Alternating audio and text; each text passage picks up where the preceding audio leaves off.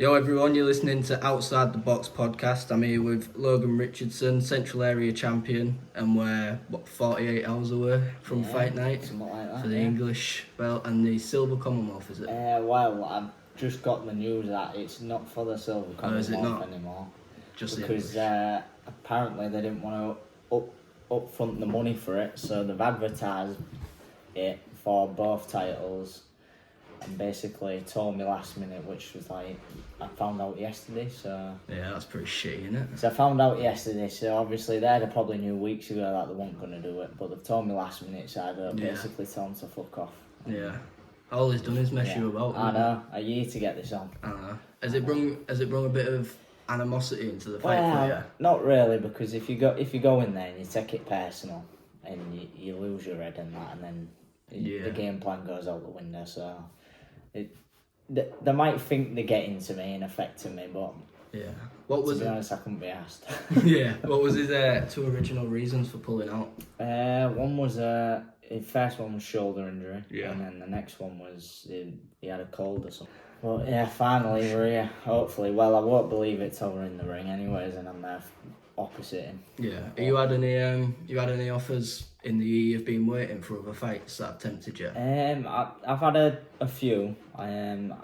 Hopefully there might be another one straight after this one for the Commonwealth, fingers crossed, in about 5 weeks' time. So you're thinking just upping it again? Yeah, so I'll finish this fight and I'll be straight back in the gym. Ready to go again. And then, Do you think you'll, obviously... Harry Booth has just started combo boxing. Lewis fighting on that. Do you think, obviously you've just told me you're fighting for the Commonwealth, but after that fight, do you think you'll bring it home? Maybe have a few easy fights, because the last two fights was hard fights on paper. To be fair, I'd love to fight in home. Obviously, everyone can come then. Yeah. Travelling's a bit in pain for everyone. Yeah. I mean, like Gloucester's is far about 3.5 hours, isn't it? So, yes, I'd love to fight back, with my brother on the undercard. If it in defending a belt, even just 6 or 8 rounder. Yeah. Just for everyone to come watch and be back at home. Yeah. At the minute, you're ranked 2nd or 3rd in England at bantamweight, aren't you? 3rd, I think. 3rd. Yeah. But I think that just changed literally the other night. Because I am boxing so long, it says inactive now. Does it? Yeah. So until this fight is over with, I get the English belt, and then I'll probably be ranked again back where I was. Charlie Edwards and Kane above you? Yeah. Would you like? Obviously, they've just fought, haven't they? Yeah. Charlie Edwards lost. Would you like to fight any of them two? Yeah, to be fair, I'd love to fight Charlie. Definitely, and that'd be a good fight. Do you think it's a fight that could get made in the near future? Hopefully, yeah. I mean, definitely be a decent money fight. So yeah, definitely. And it'd be for some sort of belt, so why not? Yeah. Would you rather have the money fights or the progressive fights? Well, obviously we're in it for one thing, really.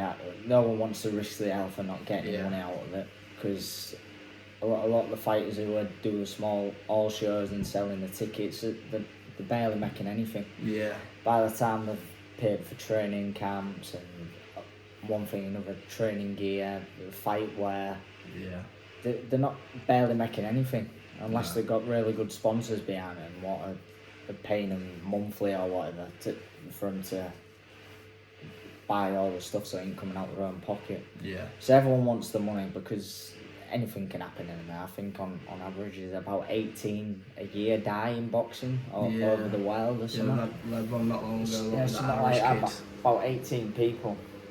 Yeah. So you want to make as much as you can, as quick as you can, and get out while you still got your health. Yeah, you said you want to be out by 30, didn't you?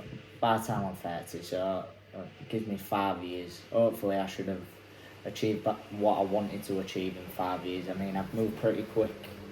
I've had 5 fights, won the Central Area. People normally win that in 10. So I've done that in half the amount of fights. When I win the English on Saturday, I keep thinking it's fucking Wednesday. When I win it on Saturday, then I might even be the quickest person to even win that in 6 fights, I believe. So I saw Harvey Lambert was talking to Harry about the British title. Obviously, no one from us won it yet. Is that the path you're sort of wanting to go on? Central area, English. Yeah, well, British. that's like sort of the way you do it without getting fast tracked. You go build your way up. Yeah. Unless you was a well-established amateur, and then you go straight in the international route, European and that way. Then you got to build your way up, central area, English, British. But yeah, British title would be my world title. What is your aim to be out by 30? What do you want? Well, I'd love to be the first British champion from Hull, as I believe any boxers from Hull would. Yeah, want that. That's like said that. That's like that. Everyone wants that, because no one's done it. Although Samir should have. But yeah, everyone wants that status. I guess you can say that they're the first British champion from Hull. Yeah. What type of sparring have you had in your own camp? I've had quite a few, to be fair. But obviously we've done 3 camps now, so it's come out. Well, keep training all the way through. But normally use the lads down in Derby. There's quite a few down there. Who are around Craig the way. Still. I haven't done any rounds with Craig for a while, to be fair.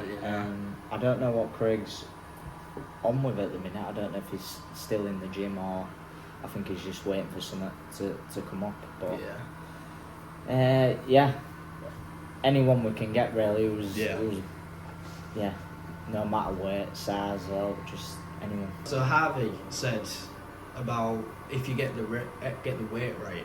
Yeah. Do you not like being at bantamweight? Would you rather be is it flyweight what you started out at? No, well I believe my first one was at featherweight. Believe it or not. So 122, I think, or 121. Yeah, featherweight my first one. Yeah. Because I was struggling to get people to box starting out, so I was just getting anyone I could. So obviously a lot bigger than me. So someone for my frame, I should be a flyweight. Yeah, definitely. So the plan is to have this fight and go to Superfly. Yeah. But will you have to get rid of your belts if you do that? I think so. Yeah. Yeah. Would you fight for them again at Superfly? Oh yeah. I'd be 2 weight and both belts would be a great achievement. So. Yeah, it would definitely. What's one thing, like one piece of advice? Obviously, you've got a lot of young kids in workout, haven't you? Yeah. What's one piece of advice you give to all them? Because I imagine they look up to you the way you looked up to Evaldez. Yeah. The one bit of advice I'd give to them is stay consistent and working hard. Yeah. No matter winning or losing in amateurs. Just get the experience, go on all the championships you can, win, lose, it doesn't matter. Just get every bit of experience you can. Yeah. Because it'll help build your professional career. Although if you win a championship or national title or whatever in the amateurs, it'll help guard that pathway for you for better promotion and stuff like that. But yeah, just stay in the gym, stay consistent, and doesn't matter if you win or lose, because as an amateur, I think I had something like 12 and 1-4.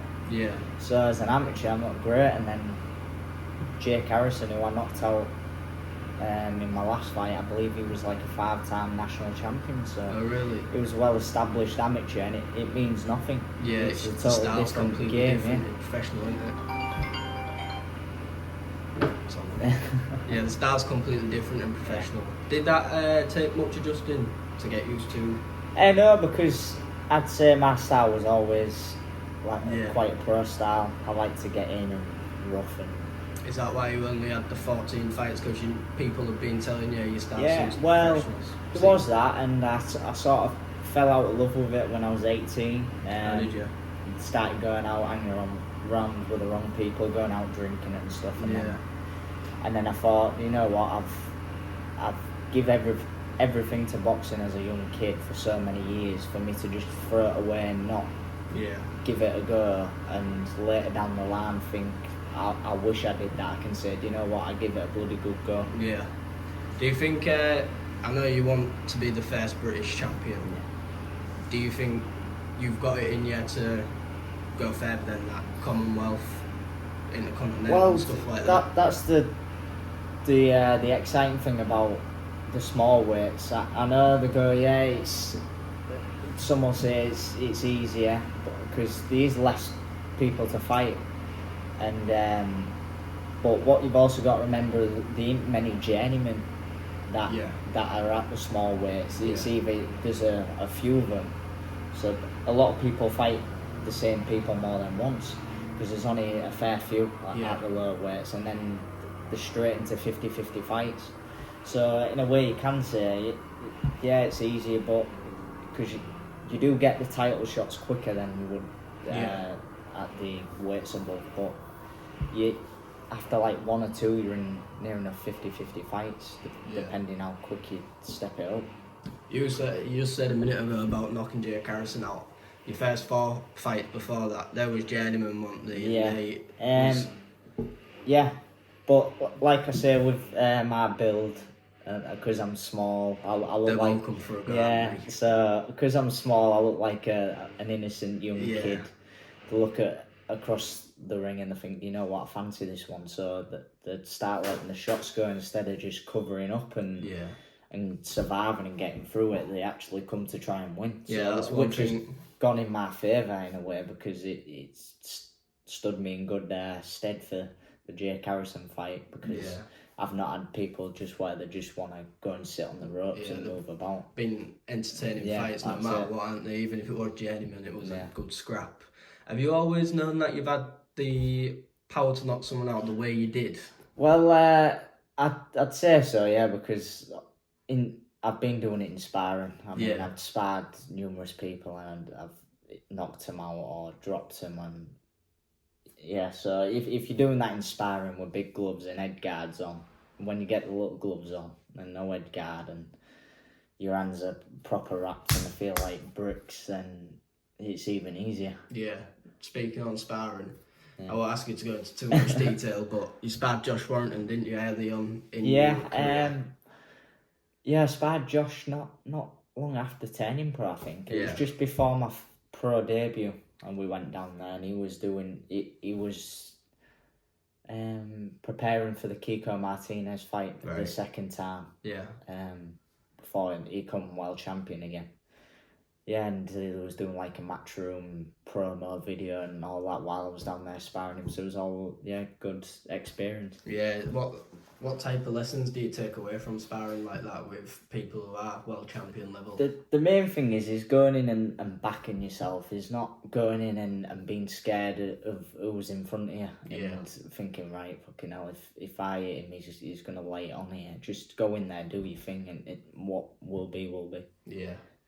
And I think my final question is, have you got anything to say to Lewis Roberts from the camera? I'll have plenty to say on that night after his... Let the hands do the talking. When he's knocked out and his mariachi band played him out to the ambulance. Oh, mate, thank you for your time. No worries, cheers. Thank you for inviting us down.